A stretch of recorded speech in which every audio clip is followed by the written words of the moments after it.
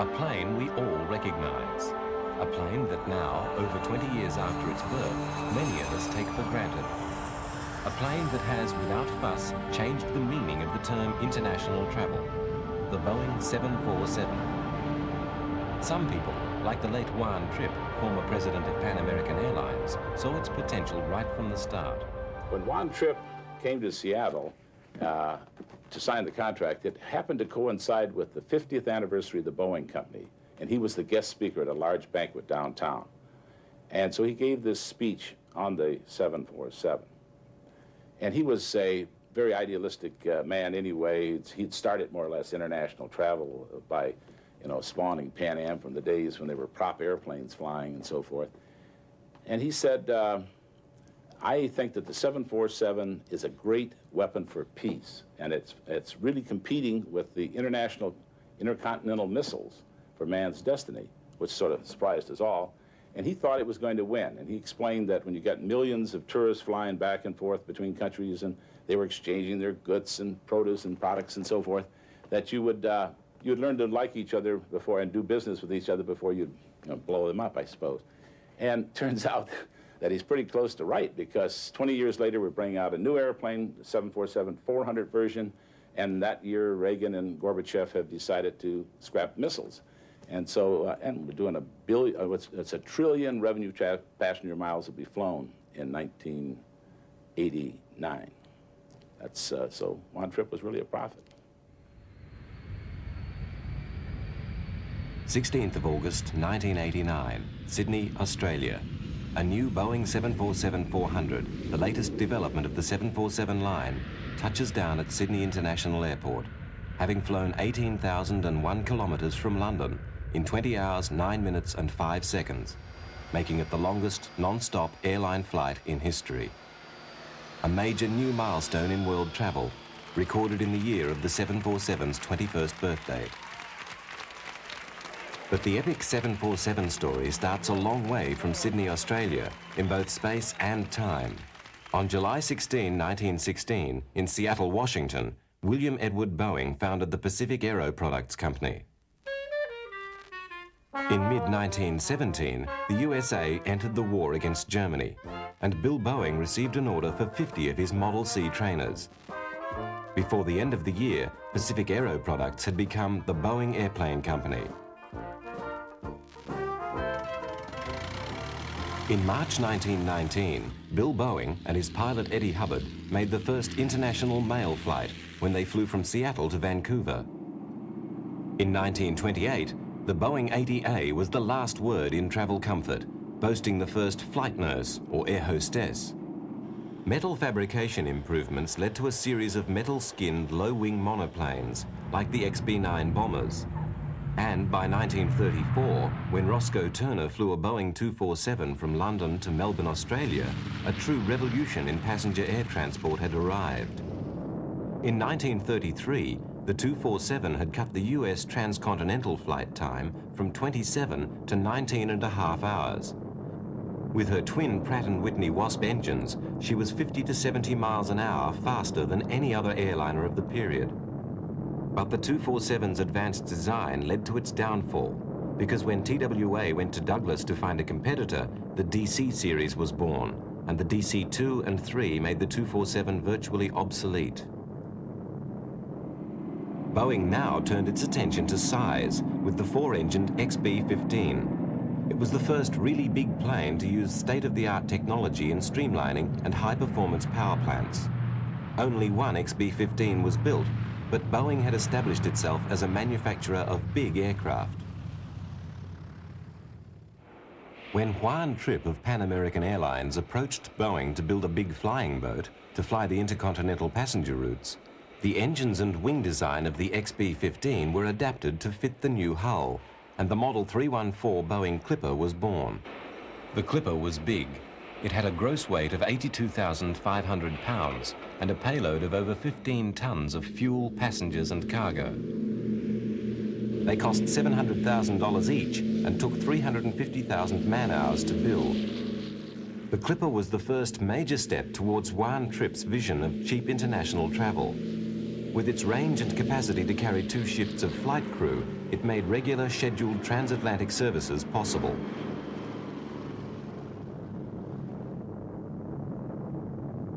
At the same time, Boeing was moving in another direction, upward. It had designed and built Project 299, the prototype of the Flying Fortress B-17, using the idea of 4 engines and a smaller fuselage than the XB-15 in order to improve performance.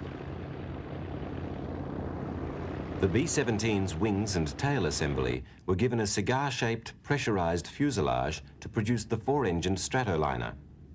A supercharger provided oxygen for high-altitude engine performance and fed pressurized air to the cabin. It wasn't the first 4-engined airliner, but it was the first pressurized airliner to enter service. One Trip from Pan American ordered 4 Stratoliners, and TWA ordered 5. The first Stratoliner flew on December the 31st, 1938. It created great excitement with its ability to fly at 26,000 feet and carry 33 passengers.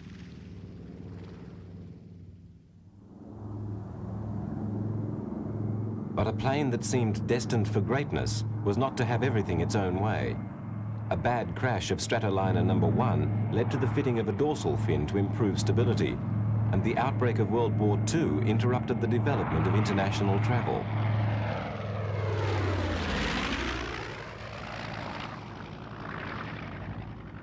However, the development of supercharger, pressurization, and later turbo supercharger were all to make a contribution to the development of the Boeing line of big bombers.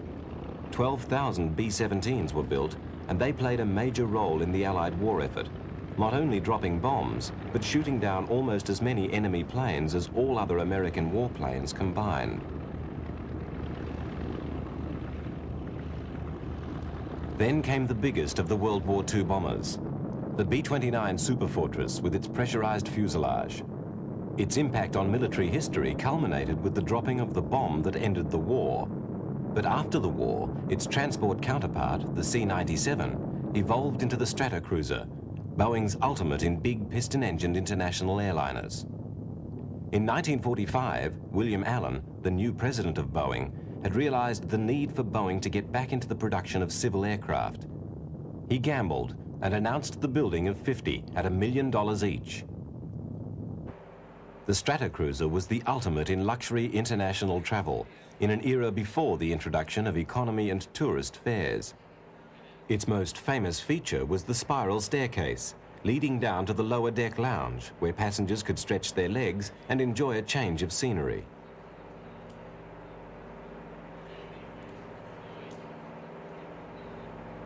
There was also the ladies' lounge, a convenient facility for keeping up in-flight appearances.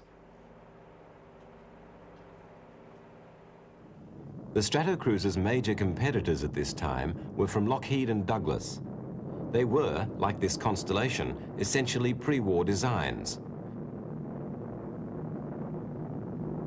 There were also other planes, like the British Hermes, flying the international routes.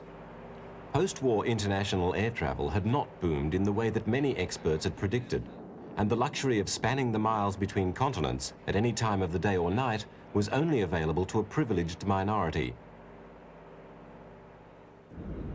In May 1952, the British de Havilland Comet began a service from London to Johannesburg. But the design ran into trouble before Comet could be introduced to the transatlantic run. The future of jet international travel was given a boost by the need for a new in-flight tanker. The old Boeing KC-97 was fine for refueling piston-driven planes, but it was too slow to cope comfortably with the new generation of Boeing long-range jet bombers. The B-47 first flew in 1947. It had 6 General Electric J-35 turbojets slung in pods under the swept-back wing. The concept of a global defensive weapon required huge flying ranges, a need shared by the next generation, the B-52 Stratofortress. For the concept to work, an efficient in-flight refueling system was essential, and the result was another major gamble for Boeing.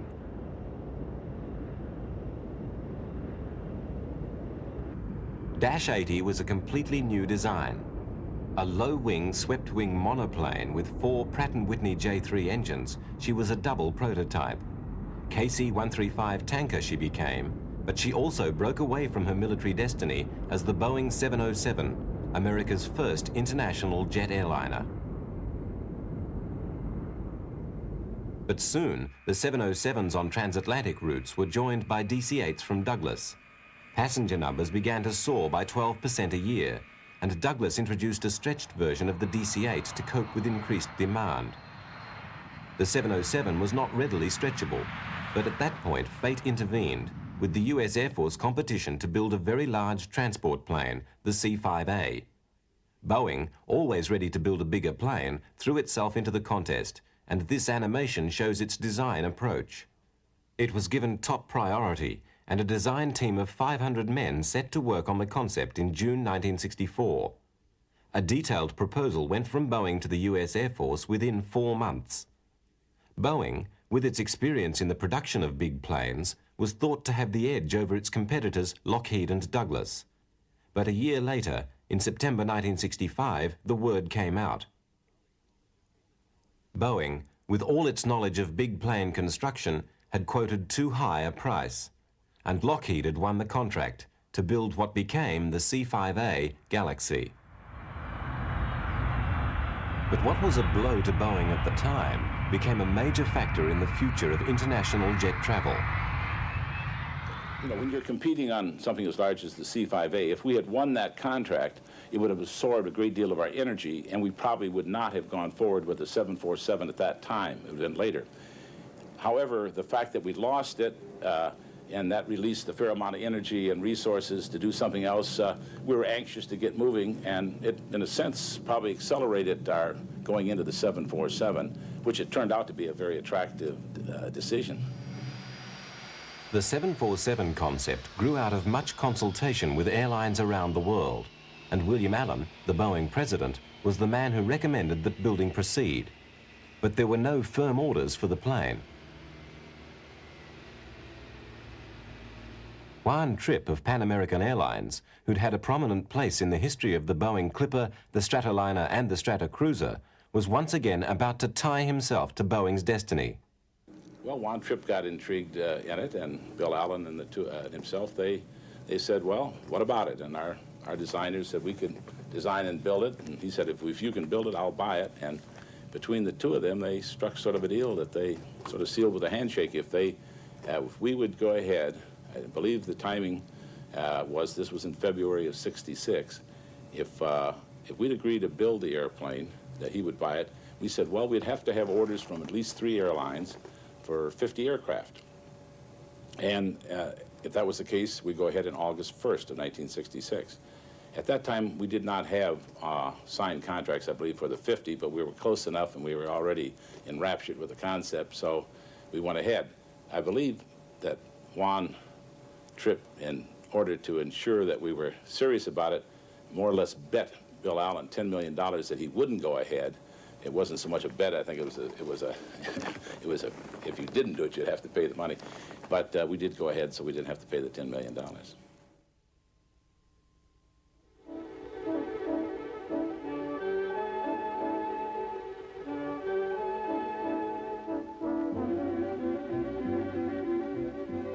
On July 25th, 1966, the Boeing Company decided to convert this forest into one of the biggest manufacturing complexes in the world.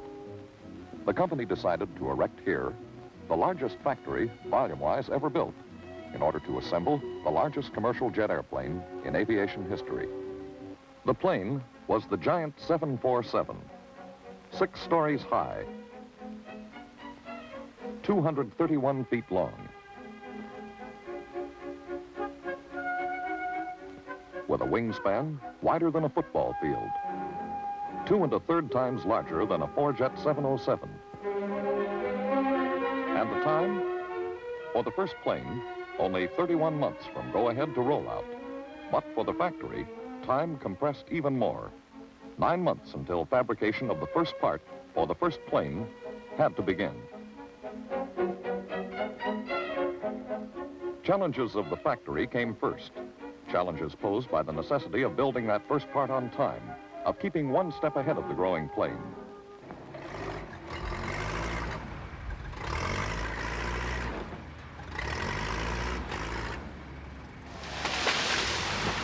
Timbered hilltops had to be cleared to make way for the factory. 630 acres at Everett, about 40 miles north of Seattle, were transformed in a huge landscaping effort. More than 250 contractors, subcontractors and material contractors were needed for the project. The contract labour force working on the site reached 2,800 men, representing just about every construction craft in the area.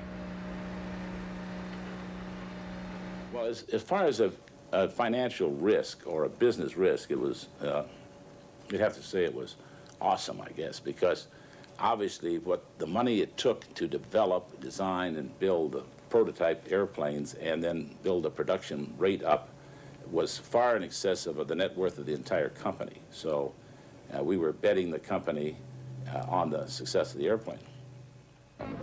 The railroad, second steepest in the nation, lifts trains as high as Seattle's Space Needle, more than 500 feet, from Puget Sound to factory level in less than 3 miles. Speedy construction of the $2 million railroad was essential.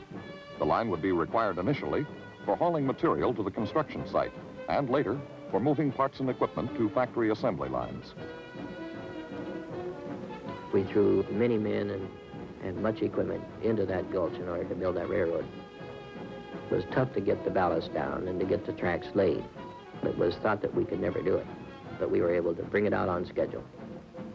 The head of facilities for me, a fellow named Bain Lamb, that was building this World's Digest building, he used to be a quarterback on the University of Washington Huskies, and I had been a guard at Georgia Tech, and he never liked taking orders from a guard anyway, but he came to me one day and he said, you know, we're not going to get that on time. And I said, the devil, we're not, you know, what do you need? You know, he said, well, I need more people. And I said, you've got them. And then he said, I need more equipment, you know, our earth-moving equipment. I said, you've got it. And he said, I need more money. He said, don't bother about it. You know, we'll get it for you. And he said, I need 2 weeks of clear weather. And I said, you've got it, you know. And then, well, as it turned out, God got even because it rained 67 days in a row. There were always problems. No sooner had clearing begun than rains swept the site. Equipment mired down.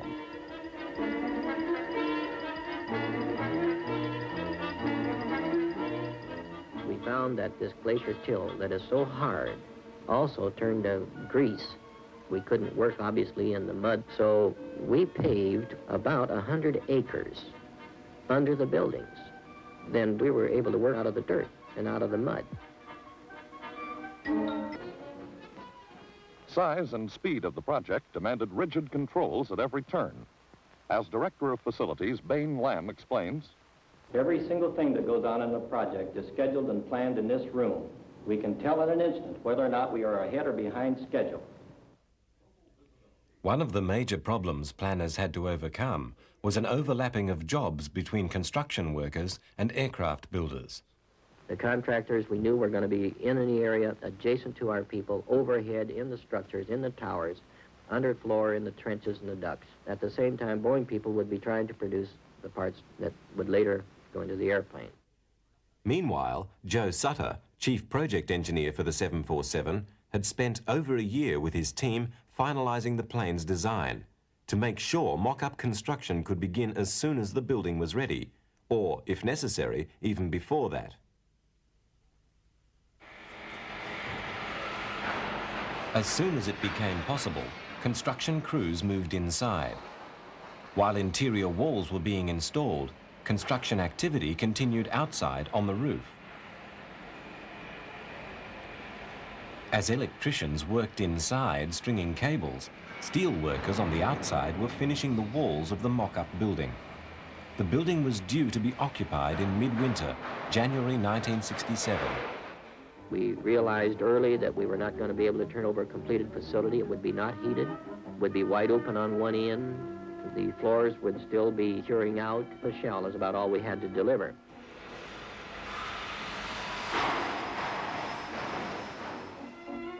They were wearing gloves and their mackinaws and their hard hats.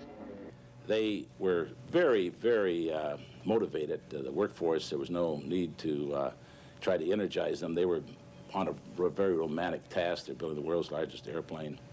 And they would, we had people that would drive all the way from Tacoma, which is, 70 miles away, to get to Everett to work on the aircraft.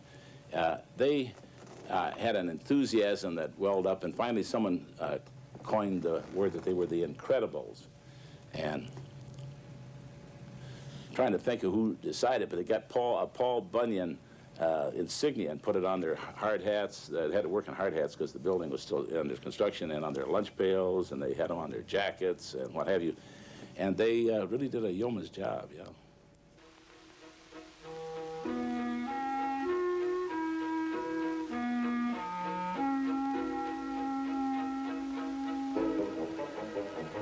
It was incredible. And the Incredibles is what they were called.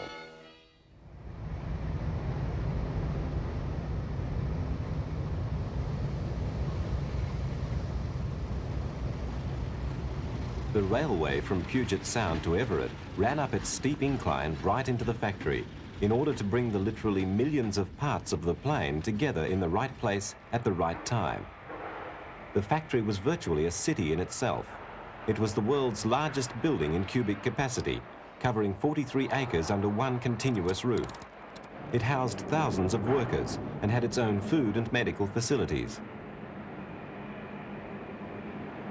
A stage as big as 40 football fields, only waiting now for the appearance of its principal player, a player whose lines had been polished and refined over many months by many people, all striving to make sure that everything would be all right when the curtain went up on opening night.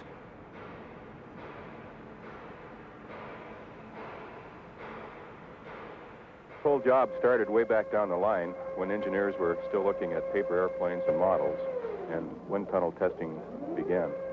Our people devote literally thousands of hours of their time, and both on paper and in the wind tunnel, to minimize drag, because drag is money. Drag costs weight, drag costs fuel. In the months of early development, Joe Sutter and his team experimented with nearly 50 different possible shapes, including this double-decker mid-wing configuration. Millions of dollars were spent on wind tunnel testing, and every aerodynamic parameter was measured and recorded.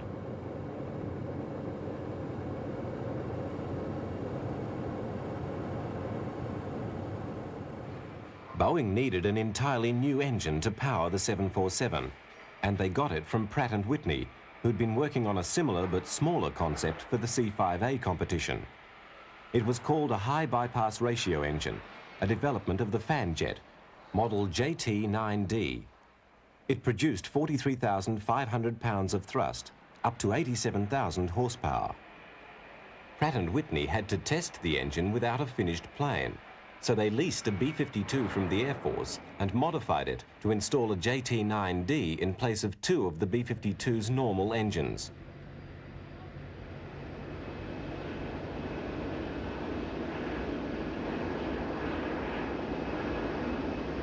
In the flight test program, the B-52 flew at altitudes over 45,000 feet, and under extreme conditions, the engine was given a clean bill of health. This device, called the praying mantis, was designed to give pilots the experience of taxiing the 747 from a cockpit 29 feet above the ground. The 747's chief test pilot, Jack Waddell, was heavily involved in this preliminary testing, and he could, with practice, park it next to a cargo dock with a plus or minus 6-inch tolerance. It proved to many 747 customers that the huge plane would not be an uncontrollable horror around airports.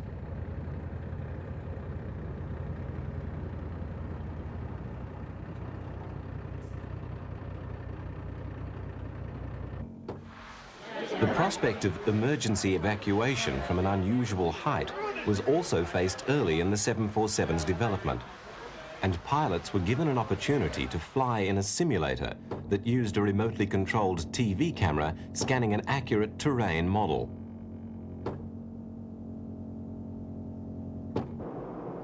In the simulator, the pilot had control of speed, altitude, and attitude, matched as closely to the behavior of the big plane as the designers could predict.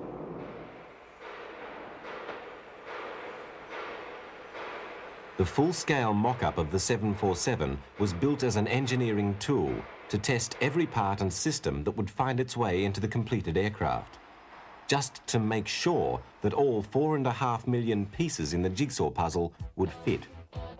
And given that the puzzle pieces would be coming from many different subcontractors, from many different locations inside and outside the US, the successful assembly of such a giant jigsaw posed enormous planning and logistical problems for the management team, who had to make sure it all fell accurately into place on the 43-acre floor of the Everett factory back in Washington State. As you know, there's literally millions of pieces in the airplane and parts, and they were coming from almost all of the 50 states and 17 foreign countries, and so that you had a tremendous logistics problem to get all of these designs and parts and schedules to mesh to bring together a line that was finally going to end up to being building a 747 every 3 days, roughly. They're on a 7-a-month schedule, and we work, as you know, 22 days a month. So it was a tremendous, problem and complexity, and we were just, computers weren't really available in the same dimension they are now, and so we were doing a lot of this with older techniques, and so it was an awesome job to keep track of the parts and make sure everything got designed right and tested and put into the airplane. The scale and innovative nature of the project meant that many new materials and engineering techniques had to be designed and developed. A huge machine shop was established at Auburn, south of Seattle, to make precision tools and giant jigs which couldn't be acquired any other way. New, highly complex riveting machines were built to operate with greater speed and accuracy than had been required by any past manufacturing processes. Without this kind of innovation to speed up the 747 project, manufacture would not have been economically possible.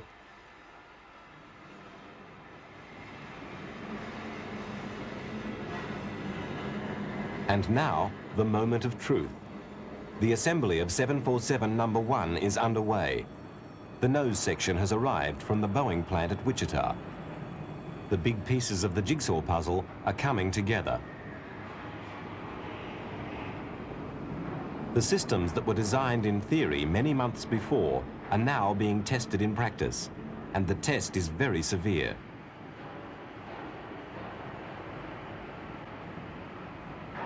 At this time, the tolerances demanded of the engineering process are the most exacting ever asked of the aircraft industry.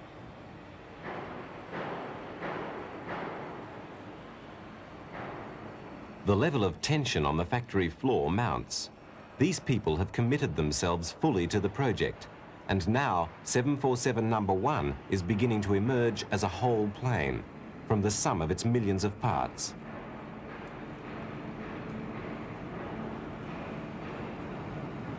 The tail, the height of a 6-story building, many times higher than the altitude reached by the Wright brothers on their first flight, is lowered into place.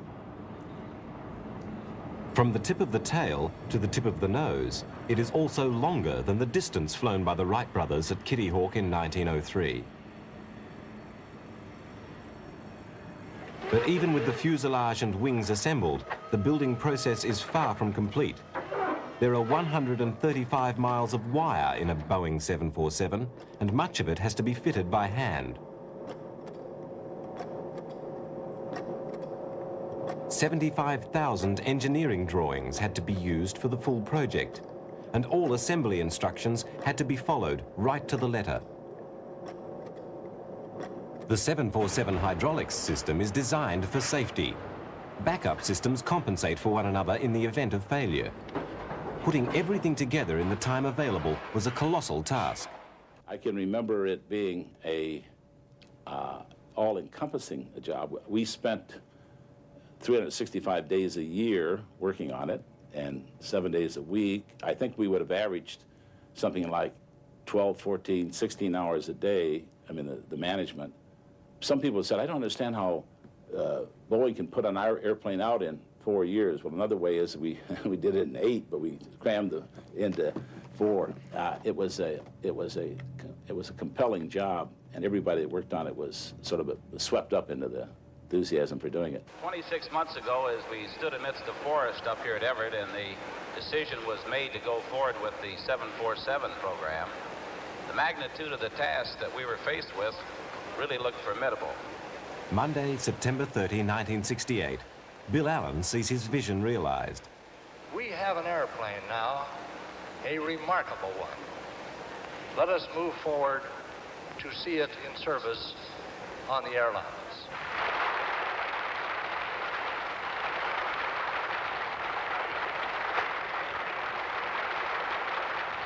And now, let's see the airplane. For Malcolm Stamper, the big moment. All right, men, over out.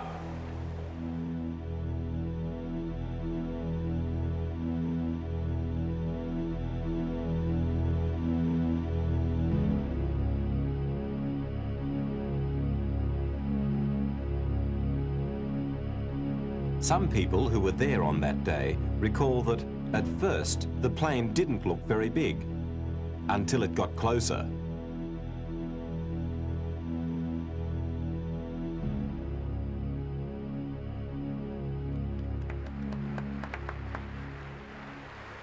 Stewardesses, representing the 26 airlines that have ordered 158 747s, take part in the christening ceremony. If you haven't got a bottle, raise your hand. Organizing the christening may well have been Malcolm Stamper's most difficult management task. All right, now we're going to christen her, as you know, on a count of 3. Don't do it yet, but on 1, you're going to pick the bottle up. 2, over our shoulders. 3, all the way down. Okay? Now the cadence, don't break it yet. The cadence is going to be 1, 2, 3. Got it? Okay, wait.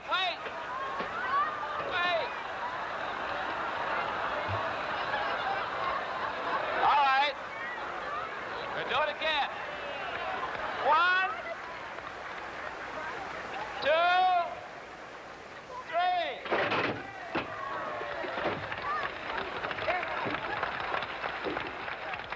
Magnificent. Well done. The 747, in order to get it ready for the traveling public, we really torture the planes. We build 2 airplanes that we destroy in the process. One of them we call a fatigue test airplane, and we actually put it in a harness and fly it for the equivalent of 30 years, let's say, 60,000 hours. And we make it take off and land and so forth and so on over and over again. And anything that fails or breaks over time, we fix and then put it into the production line, the improvements. We also take the airplane and break another airplane and break it up in pieces. We want to know what it takes to break a wing. If you take the wing of a 747, you can deflect it 29 feet at the tip before it breaks. And that's quite a, that's quite a scene to watch it when it finally lets go. I mean, it sounds like an explosion.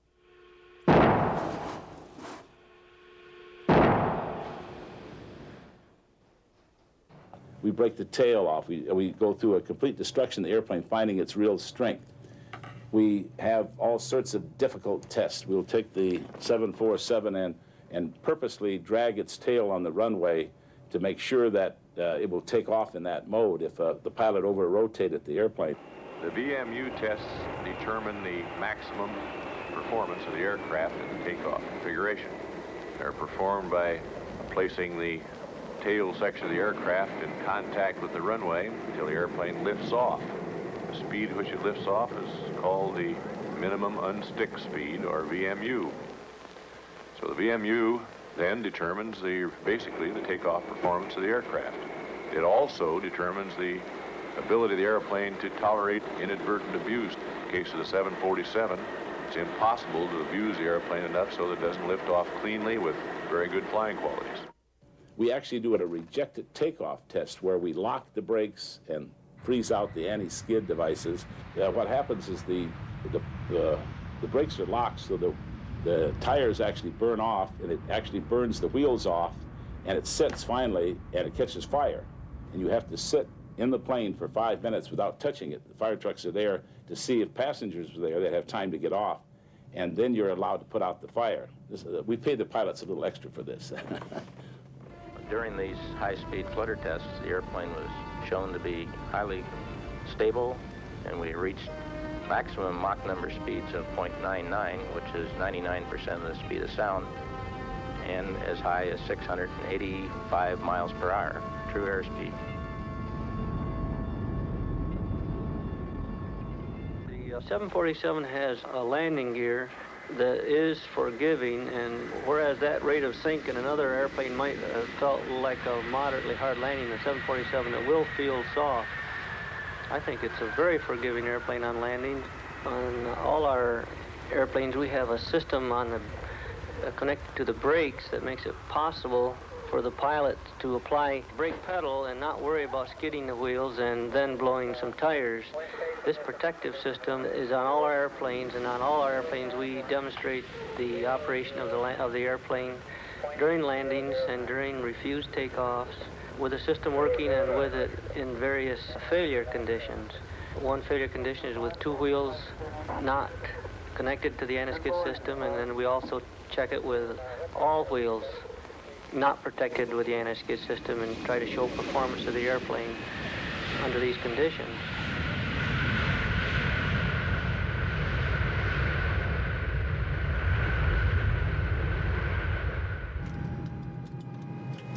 I thoroughly enjoy flying the airplane. I get a big charge out of it and enjoy it. It has no bad characteristics. It's an honest airplane, and I'm not just saying that from a sales standpoint. I think it's really a good airplane from a piloting and also from a passenger standpoint. When you get in the airplane, it does seem very high up. Your eye level's approximately 27 feet high above the ground. However, you've got very good visibility looking down, so you can see very close to the nose of the airplane. As far as taxiing, it's much easier than, say, a 707 to taxi. After taxiing around for a little bit, or even the landings or the takeoffs, it seems very normal, and the other airplanes seem like they sit too close to the ground. On December 30, 1969, the flight testing period over, Federal Aviation Authority officials arrive to pronounce judgment on the safety of the aircraft. For the Boeing executives, a revolution in world transport is just a signature away. You know, a stroke of the pen doesn't take very long with the short. Short is a big stroke, really. I did sign the airplane flight manual there. I'm going to sign now the production certificate and the production limitation record. This concludes the final type certification board for the Model 747. The outcome of this effort is that we find the Boeing 747 as meeting or exceeding the safety standards developed from the experience of the Federal Aviation Administration. As a result of this effort, which included some 1,500 hours of test flying, we are convinced this airplane meets or exceeds the standards for safety evolved in civil aviation history. We therefore recommend the Boeing 747 receive the FAA type certificate. So the 747 was now in service, and the factory went into full production. But development continued, and within a year, the first new model, the 200B, was in the air. The only obvious external change was the number of windows on the top deck. It retained the basic 747 look and the 747's easy approach to its task of spanning the skies of the world.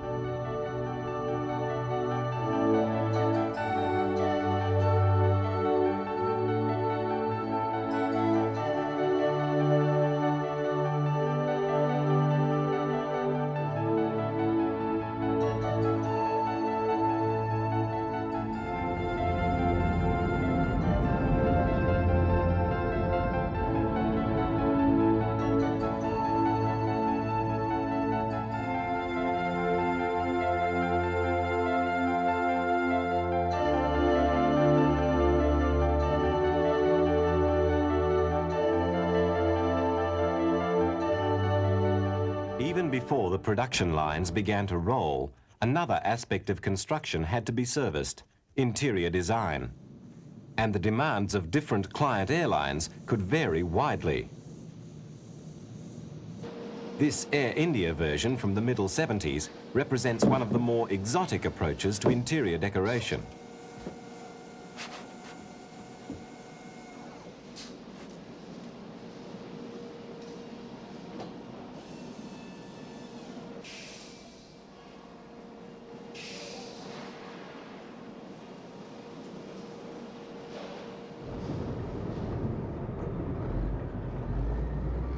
Before any 747 can be painted, it has to be wheeled over the freeway next to the Everett factory to the paint shop. It's a challenging sight for any passing driver unfamiliar with the area.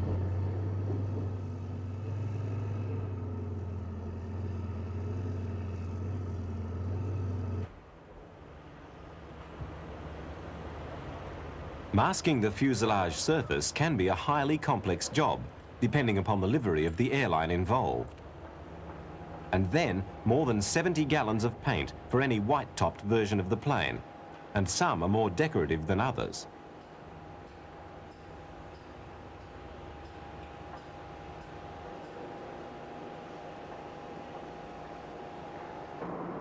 In first class, too, decor can range from simply functional to highly romantic.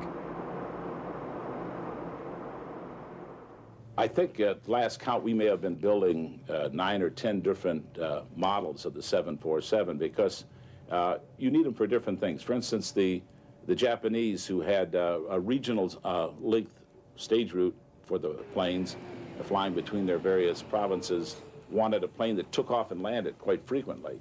So we went in and changed the landing gear and the flap system to accommodate that and called it a short range 747, 747 SR. People wanted to fly freight and passengers, and so we made a part of it. We put cargo doors on the side and allowed them to, put large containers into the aircraft. We had people that wanted to fly nothing but freight, so we built freighters where we opened the nose of the airplane up, and you can load these 8 by 8 foot containers that would be the size of a huge truck trailer into the aircraft and fly it, and that has become a large business. We had a plane, the Pan Am, wanted to fly longer distance, farther and faster. So we wanted one that would climb higher and have higher speeds. And so we built an SP, Special Performance it was called, and we took a section of it out, so it was a shorter airplane.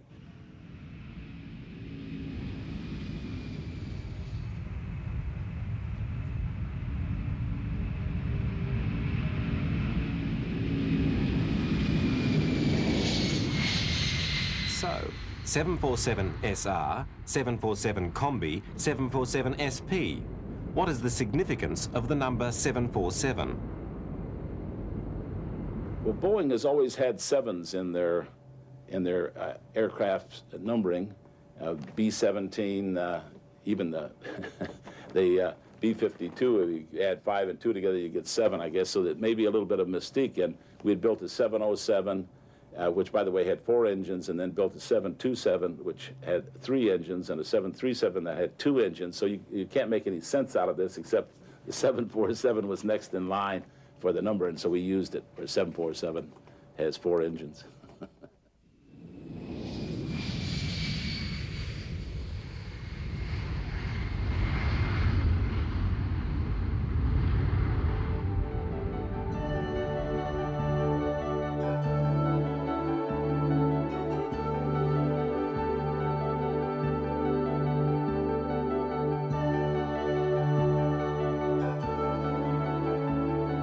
In 1983, the 747-300 came into service.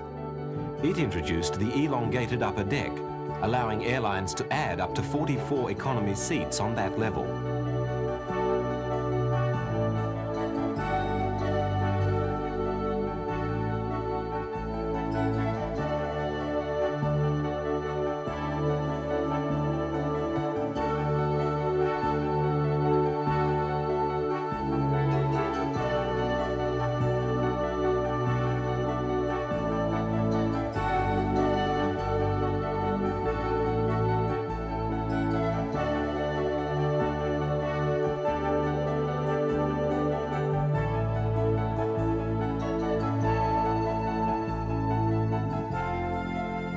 Today, the 747 has become the most recognized airplane in the world, and it has brought about a complete revolution in international travel.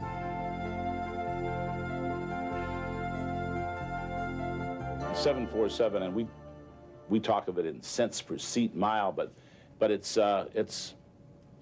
inexpensive enough now to make it open for everyone. Everyone can fly today.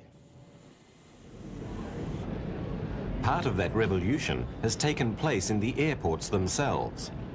Terminal design requirements have exploded in order to handle the number of people on the ground. Stairways have given way to air bridges, and baggage carousels are everywhere. Over 700 747s have been built, and all but a few of them are still flying. They belong to over 70 different airlines and organizations around the world. The plane has had an immense influence on the way we all look at world travel. Since 1968, it has pulled the continents closer together and dramatically increased the number of people who look at world travel as an everyday and readily affordable fact of life. Over 800 million of us have flown in it, and that number is climbing at an ever-increasing rate.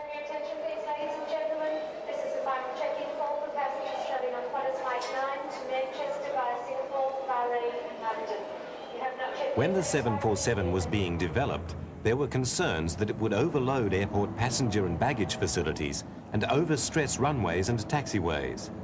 It took a while to solve the passenger side of things, and some travellers would contend there's still a problem. But the 747 has never been hard on airport surfaces, placing no more stress on runways than a 707. And while there have been accidents in the air, the overall safety record of the plane is excellent. What started out as our greatest risk turned out to be our greatest reward. The 747 has been a marvelous product for Boeing and for the flying public. It's exceeded our fondest expectations. It's been very effective for us, profitable for us. It's allowed us to have the resources, if you will, to gain the resources to build new airplanes, the 767, the 757, very advanced designs. It's allowed us to put those kinds of improvements back into the 747, and as you'll notice, it has winglets on it now, and of course, if you could get inside the electronics, you'd find it was all digitized and very modern aircraft. So it's what looked like a really big gamble turned out to be a really big gain. The 747-400 has many improvements over previous versions. More powerful engines have been provided by Rolls-Royce, Pratt & Whitney, and General Electric. It has an 8,000-mile range, which makes non-stop LA-Hong Kong, London-Tokyo, and Singapore-London legs possible. The tilted winglets improve fuel burn by about 3% and contribute to the improved range.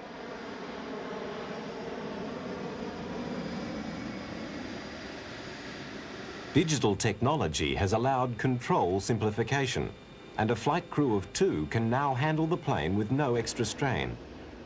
New generation materials have allowed weight reduction while at the same time increasing strength.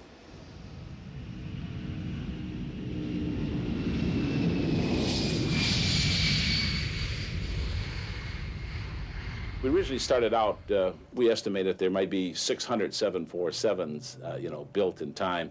And of course, we were not very visionary because we will roll out the 747th this year, and we've sold over 800 of them. And of course, we will sell undoubtedly well over 1,000 of them before we're through with it. So the 747 has been a familiar sight in the skies for over 20 years, and it looks like being around in one form or another for a long time yet. It's a durable aeroplane. The 747 was a great challenge for me, obviously, and as I look back on a career full of interesting and wonderful challenges, it's the #1 task I've ever had to do, and it was a thrill to be a part of it. Bill Allen, I pleased with the confidence he had in putting me in charge of it. I worked with a fabulous group of people in designing and building it. It's been a wonderful experience. The deal that Bill Allen and Juan Trippe made in 1965 has paid off in a big way. I think if Bill Allen and Juan Trippe, and I assume they're looking down from heaven at us now, are saying, well, I told you so. I mean, they both were guessing this. I mean, What we thought was a great risk for those fellows, they were just smarter than we were. They knew it was going to work.